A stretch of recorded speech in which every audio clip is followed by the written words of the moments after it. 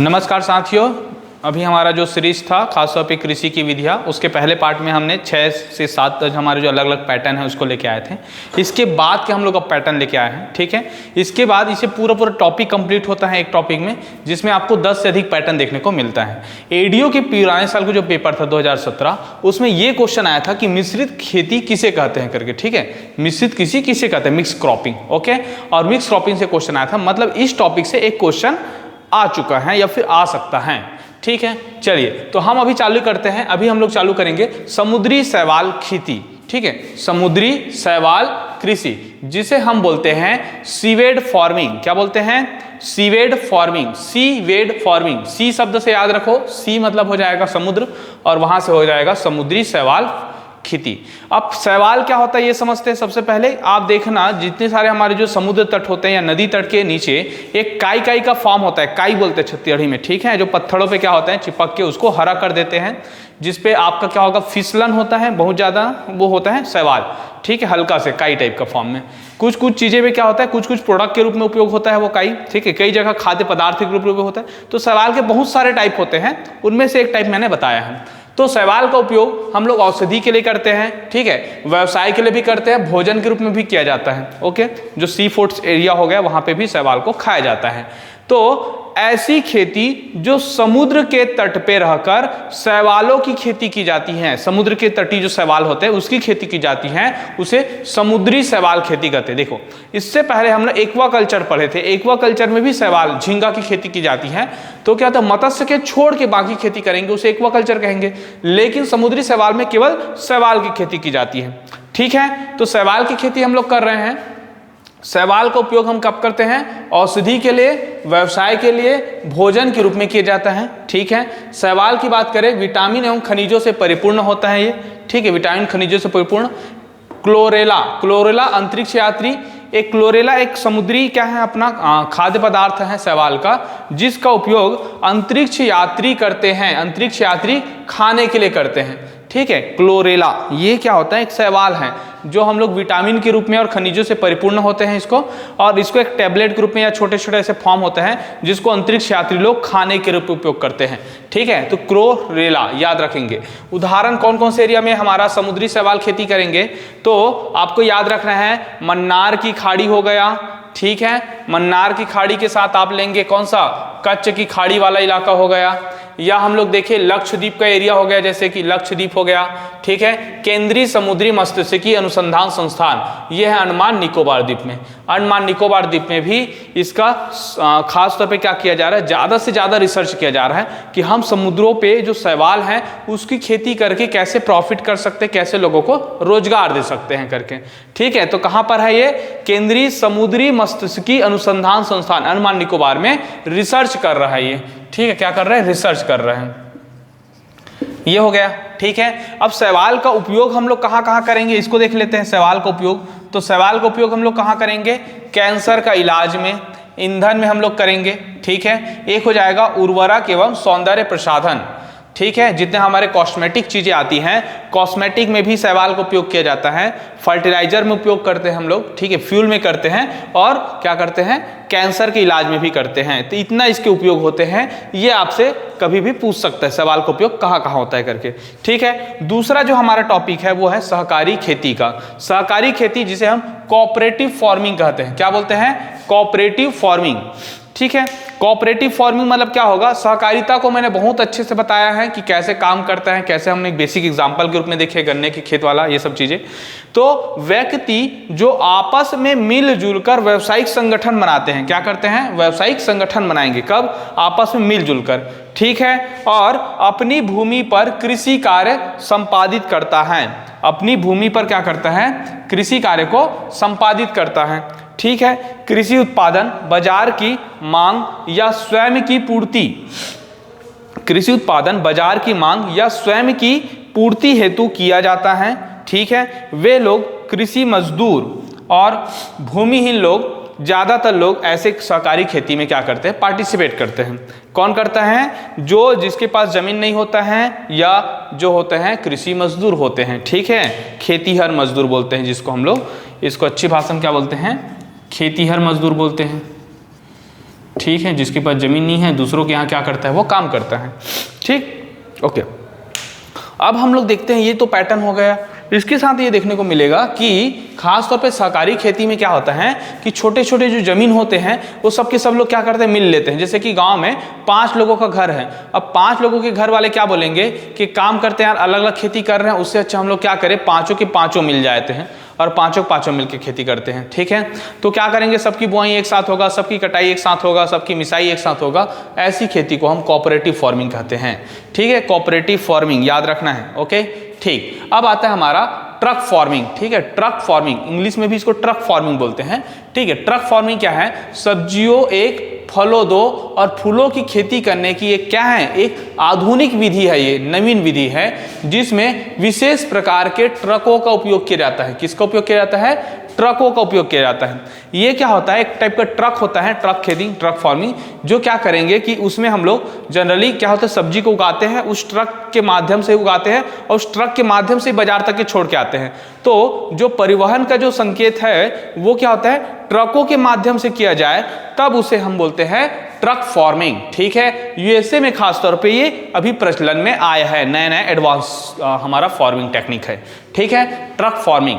अब आता है मिश्रित कृषि। मिश्रित कृषि में हम बोलेंगे मिक्स फार्मिंग, जब एक ही स्थान या फर्म पर फसल उत्पादन की क्रिया के साथ साथ पशुपालन का कार्य भी होता है, तब उसे हम बोलते हैं मिश्रित कृषि। ठीक है, एकदम एग्जैक्टली पॉइंट याद रखना है, जब एक ही स्थान पे या फर्म पे, कोई भी स्थान है या फर्म पे पशुपालन के साथ साथ फसल उत्पादन भी करते हैं, मतलब मिश्रित खेती में क्या हो जाएगा, कृषि के साथ पशुपालन।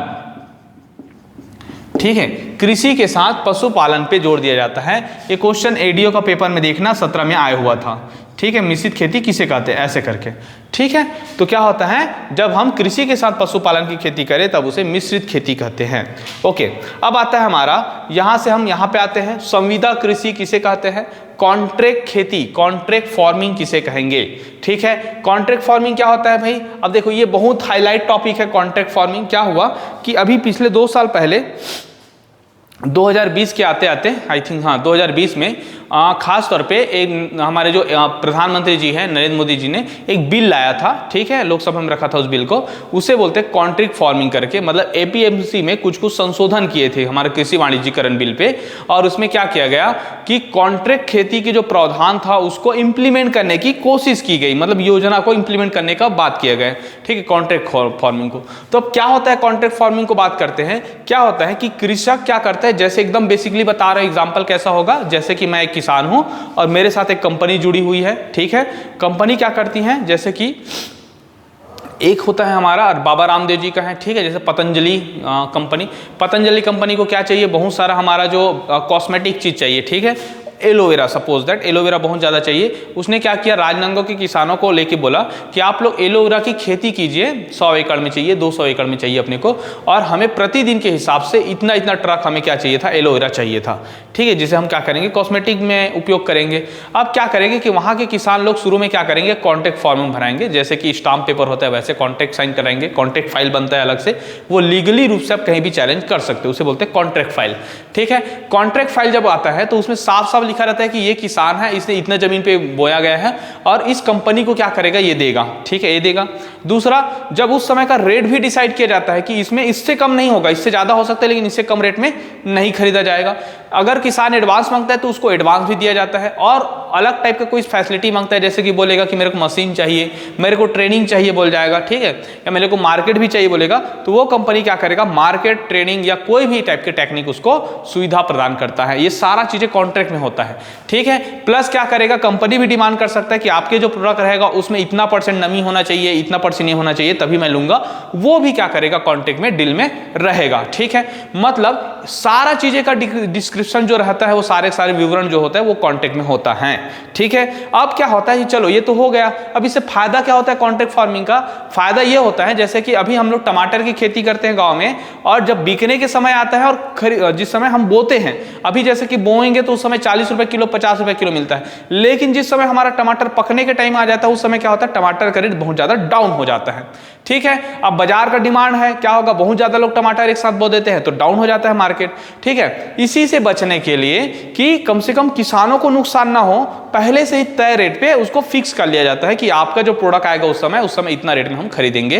इसके लिए मार्केट अवेलेबल है, मांग पहले से बना हुआ है, ठीक है। लेकिन नहीं करेगा तो वो क्या होगा, उस समय जो रेट चलेगा उसी औने पौने दाम में बेचना पड़ जाता है। कभी कभी फायदा भी होता है इसका। कैसे फायदा होता है, जैसे जिस समय टमाटर को बोया गया था उस समय 40 रुपए किलो चल रहा था और बेचने के समय सपोज दैट 80 रुपए चल रहा था, तो फायदा हो जाता है। कॉन्ट्रैक्ट खेती में ये फायदा नहीं हो सकता, उतना ज्यादा नहीं हो सकता, होता है उसमें भी, ठीक है। क्योंकि क्या होगा कि 40 रुपए आपने तय किया तो आपको 40 के आसपास ही बेचना पड़ेगा, भले मार्केट में आपका 60-70 चले जाए, ठीक है। तो आशा करता हूं कि आपको ये कॉन्सेप्ट समझ आया होगा। अभी मैं पढ़ते जाता हूं। देखिए, कृषक समझौता के तहत किसी कंपनी के लिए उत्पादक कृषक को कंपनी द्वारा नई तकनीक और उन्नत किस्म के बीज, उर्वरक, देखिए उसको फैसिलिटी भी दिया जा रहा है। क्या क्या दिया जा रहा है, परिवहन हो गया, उर्वरक हो गया, बीज हो गया, ठीक है। अब बीज में बोला गया कि हमारा जो जीएम टेक्नोलॉजी से जो बीज बना हुआ है, आपको ऐसा पौधा चाहिए, कई पौधे आ रहे हैं आजकल ना, छोटा सा संतरा पौधा, इतना संतरा होता नहीं, फलना चालू कर देता है, ऐसे के कुछ बीज आ चुके हैं।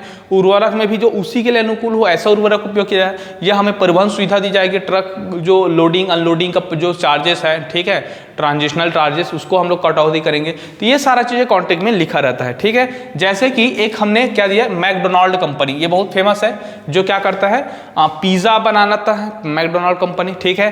तो भारत के हिमाचल प्रदेश में आलू के लिए और छत्तीसगढ़ में पत्ता गोभी के लिए, पत्ता गोभी उसको चाहिए रहता है, पिज्जा में बहुत उपयोग करते हैं और आलू का भी उपयोग करते हैं, ठीक है, कुछ मात्रा में।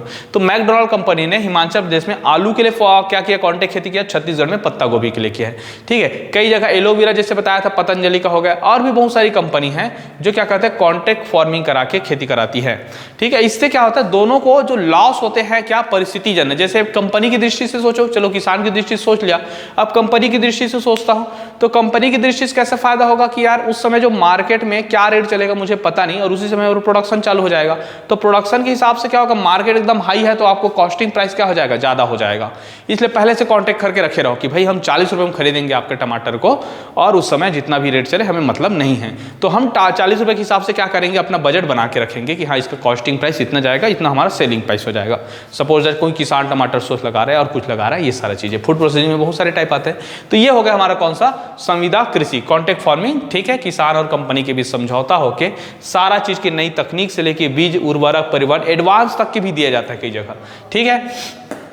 अब आता है, तो ये जो कॉन्ट्रैक्ट खेती था, इसमें जो बिल की बात कर रहा था, उस बिल में थोड़ा से क्लॉस वाइज दिक्कतें हो रहे थे किसानों को, खासतौर पर पंजाब के किसानों को। एक तो पहला क्लॉस वाइज दिक्कत ये क्या हो रहा था कि वहां के जो किसान थे उन लोगों को जो कॉन्ट्रैक्ट खेती था उसमें विवाद की स्थिति बनेगा, बिल्कुल बनेगा, कई जगह बनता है।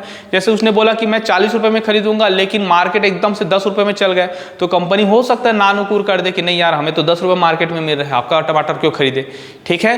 तो वहां पे किसानों के लिए क्या रह जाएगा, तो ऐसी चीजों पे जो डिस्प्यूट बोलते हैं, जिसको विवाद की स्थिति में जो हमारा जो संरचना बना हुआ था उस क्लॉज में, उसमें किसानों के लिए उतना ज्यादा कारगर नहीं था, क्योंकि किसान क्या होता है, अशिक्षित होते हैं, कई जगह उतना ज्यादा पढ़ा लिखा नहीं होता, उतना ज्यादा लीगल जो हमारे जो क्लॉज होते हैं, लीगल जो अथॉरिटी होती है उसको नहीं पता होता अधिकार को, ठीक है। लेकिन अगर वही कंपनी की बात करें तो कंपनी के पास लीगल टीम होता है, लीगल एडवाइजर होता है, तो वहां पे क्या करता है, ज्यादा से ज्यादा उनको फायदा पहुंचाया जा सकता था। इसी वजह से इसमें था दिक्कतें था, बाकी सब में तो अलग अलग दिक्कतें था। फिलहाल मैंने कॉन्ट्रैक्ट फार्मिंग की बात किया।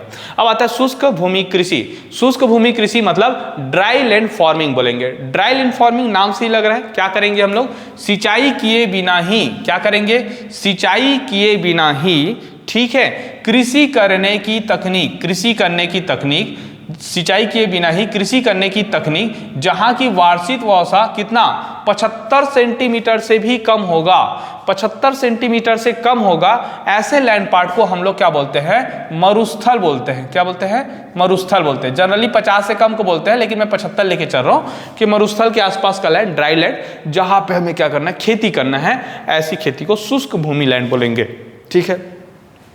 भारत में लगभग 22% भाग ऐसा है जहां पे शुष्क भूमि कृषि के लिए, ठीक है, मतलब मान सकते हो कि हाँ इतना पार्ट है। जैसे कि देखिए सपोज दैट हम लोग क्या करते हैं, ये भारत हो गया, ठीक है, ये भारत हो गया। अब भारत में शुष्क जो भूमि कहाँ पे आएगा, जहाँ पे 75 से कम होगा, ये देखिए ये पूरा राजस्थान हो जाएगा हमारा, ठीक है। राजस्थान के ऊपर में थोड़ा सा पंजाब हो जाएगा और गुजरात का ऊपरी हिस्सा, तो गुजरात के ऊपरी हिस्सा ठीक है, राजस्थान का पूरा पार्ट, मारवाड़ इलाका और पंजाब का भी दक्षिणी पार्ट। ये चीज़ें आप बोल सकते हो कि राजस्थान, गुजरात, पंजाब, हरियाणा का भी कुछ कुछ जमीन, क्योंकि क्या होता है मानसून भी जब इधर से जाता है तो मानसून को काफ़ी टाइम लगता है। इधर का मानसून क्या होता है ऐसे घूम के ऐसे जाएगा तो ये रिटर्न आ जाता है, ठीक है। तो यहाँ पे क्या होता है मानसून काफ़ी लेट से आता है, दिल्ली के आसपास मानसून लेट होता है। केरल में 1 जून आता है देखो, और लगभग 1 महीना लग जाता है, 1 से 1.5 महीने लग जाता है। तो मानसून की अवधि यहाँ पे क्या होता है, और जल्दी उसको हिमालय से टकरा के लौट भी जाता है बेचारा। तो यहाँ पे क्या है कि कम टाइम मिलता है उसको, इस वजह से यहाँ पे ड्राई लैंड पार्ट बना हुआ है। एक कारण है, सभी कारण नहीं है, एक कारण बता रहा हूँ। और वो बहुत सारे हैं कि अरावली क्षैतिज दिशा में रहता है। अरावली का पोजीशन कैसा है, ऐसा क्षैतिज है, तो हवा चलता है तो ऐसे चलता है, उसको रुकता नहीं राजस्थान में, इस वजह से मरुस्थल आता है। तो बहुत सारे कारण हैं राजस्थान के मरुस्थल होने का, उनमें से एक कारण मैं बता रहा हूँ। क्योंकि क्या होता है मानसून यहाँ पे लेट आता है, मानसून लेट आता है तो यहाँ पे 75 सेंटीमीटर के आसपास ही बारिश होता है। और यहाँ पे खेती को हम क्या बोलेंगे, शुष्क भूमि कृषि, ठीक है, ओके। अब देखते हैं यहाँ पे भी आंध्र प्रदेश में दिक्कत है, क्योंकि आंध्र प्रदेश में जो दिक्कत है ऐसा है, यहाँ पे हमारा क्या है पूरा वेस्टर्न घाट है, और वेस्टर्न घाट के उस साइड जो होता है उसको बोलते हैं वृष्टि छाया प्रदेश। वृष्टि छाया प्रदेश की वजह से उधर बारिश नहीं हो पाता। इधर से जो लौटता हुआ मानसून है वो भी आंध्र प्रदेश और तमिलनाडु बहुत लेट से आता है, तो यहाँ पे भी क्या होता है थोड़ा थोड़ा दिक्कत होता है, ठीक है, आंध्र प्रदेश और तेलंगाना में, ठीक। तो ये चीज़ें क्या हो गया हमारा राजस्थान, गुजरात, पंजाब, हरियाणा, ठीक, आंध्र प्रदेश और तेलंगाना इत्यादि चीजें हम बोल सकते हैं कि शुष्क भूमि कृषि के अंतर्गत आता है, ठीक है। अब देखते हैं इसके अंतर्गत वर्षा जल संग्रहण पे बहुत ज्यादा वैज्ञानिकी जोर दिया जाता है कि वर्षा का जितना भी पानी गिरता है उस पानी को हम कैसे करें, स्टोर करें, ठीक है, जल को स्टोर करें। तो प्रबंध को लेके भूमि विकास कार्यक्रम हो गया, ठीक है, ज्यादा से ज्यादा हम लोग वृक्षरोपण कार्यक्रम हो गया, पशुधन विकास कार्यक्रम हो गया कि पशुओं पे ज़्यादा फोकस करेंगे। एग्रीकल्चर तो ज़्यादा नहीं होगा, लेकिन थोड़ा बहुत घास उग जाएगा। तो हमारा भेड़ पालन बहुत यही होता है, देखो राजस्थान के सारे भेड़ छत्तीसगढ़ में आते हैं, ठीक है। तो पशुधन हो गया, वृक्षरोपण पे काफ़ी सारा काम किया जाता है, और भूमि विकास पे भी काफ़ी काम किया जाता है, क्योंकि मरुस्थलीकरण को क्या करना है, रोकना है, डिजर्टिफिकेशन को रोकना रहता है हमें, ठीक है, डिजर्टिफिकेशन को रोकना रहता है, जिससे क्या कर सके, जैसे कि देखो ये राजस्थान है तो इधर के पार मेवाड़ बोलते हैं, इधर के पार्ट को मारवाड़ बोलते हैं। तो इधर का जो मारवाड़ है पूरा रेगिस्तान है। अब अरावली पर्वत नहीं होता तो मेवाड़ भी राजस्थान रेगिस्तान बन सकता था। तो कहीं ना कहीं इसको भी रोकने की जरूरत है हमारा, ठीक है, ओके। अब आता है हमारा कौन सा, बिस्सा कृषि विश्वविद्यालय स्थित है, ठीक है। अखिल भारतीय सूखा खेत अनुसंधान परियोजना के अंतर्गत एक ऐसी तकनीक विकसित किया जा रहा है, ठीक है, कहाँ पे, बिस्सा कृषि विश्वविद्यालय में, ठीक। तो ये चीजें हो गए हमारा कौन सा, शुष्क भूमि कृषि, ठीक है, शुष्क भूमि कृषि। चलिए अब हम क्या करते हैं, सबका एक इंग्लिश पैटर्न देखते हैं। सीवेट फार्मिंग, समुद्री शैवाल कृषि, जब हम शैवालों की खेती पे जोर देंगे, ठीक है, समुद्र के शैवालों का। केलोरेला याद रखना है, यहाँ पे शैवाल का पूरा पैटर्न याद रखना है। सहकारी खेती, कोऑपरेटिव फार्मिंग याद रखना है, जहाँ पे मिलजुल के काम करेंगे, खासतौर पर मजदूर वर्ग के लोग जिसके पास जमीन कम होते हैं। ट्रक फार्मिंग याद रखना है, जहाँ पे सब्जी, फल और फूलों की खेती करने की नवीन विधि है और ट्रकों का उपयोग किया जाता है, यूएसए में करते हैं। मिश्रित खेती याद रखना है, मिक्स फार्मिंग, कृषि प्लस पशुपालन, ठीक है, जब एक ही स्थान या फर्म पर फसल का उत्पादन का क्रिया के साथ साथ पशुपालन का कार्य भी किया जाता है, इसे हम क्या बोलते हैं, मिश्रित खेती बोलते हैं, ठीक है। इसके साथ आता है संविदा खेती। संविदा खेती मतलब कॉन्ट्रैक्ट फार्मिंग हो जाएगा, जब कृषक समझौता के तहत किसी कंपनी के लिए, कंपनी को, ठीक है, कृषक को कंपनी द्वारा नई तकनीक व उन्नत किस्म के बीज और उर्वरक और परिवहन सुविधा दी जाती है। बीज, उर्वरक और परिवहन सुविधा, ठीक है। मैकडोनाल्ड कंपनी भारत के हिमाचल प्रदेश आलू पे और छत्तीसगढ़ के पत्ता गोभी पे। अब आता है शुष्क भूमि कृषि, ठीक है, ड्राई फूड वार्मिंग। इसमें क्या होगा, सिंचाई किए बिना ही कृषि करने की तकनीक है, जहां वार्षिक वर्षा 75 सेंटीमीटर से भी कम है। भारत में 22% भाग राजस्थान, गुजरात, पंजाब, हरियाणा में है, और आंध्र प्रदेश, तेलंगाना आदि राज्य आते हैं, ठीक है। इसके अंतर्गत वर्षा जल संग्रहण के वैज्ञानिक प्रबंध से लेके भूमि विकास, वृक्षरोपण, पशुधन विकास कार्यक्रम किया जाता है, और बिस्सा कृषि फेमस है। तो ठीक है, इस प्रकार हमारा जो कृषि की विधियां है ये संपूर्ण टॉपिक कवर होता है। उम्मीद करते हैं कि हमारा जो मेहनत है आपको अच्छा लगा होगा, ठीक है। इस वजह से ज़्यादा से ज़्यादा चैनल को लाइक कीजिए, शेयर कीजिए, सब्सक्राइब कीजिए, ओके, ठीक है, थैंक यू। आप स्क्रीनशॉट ले सकते हैं अभी।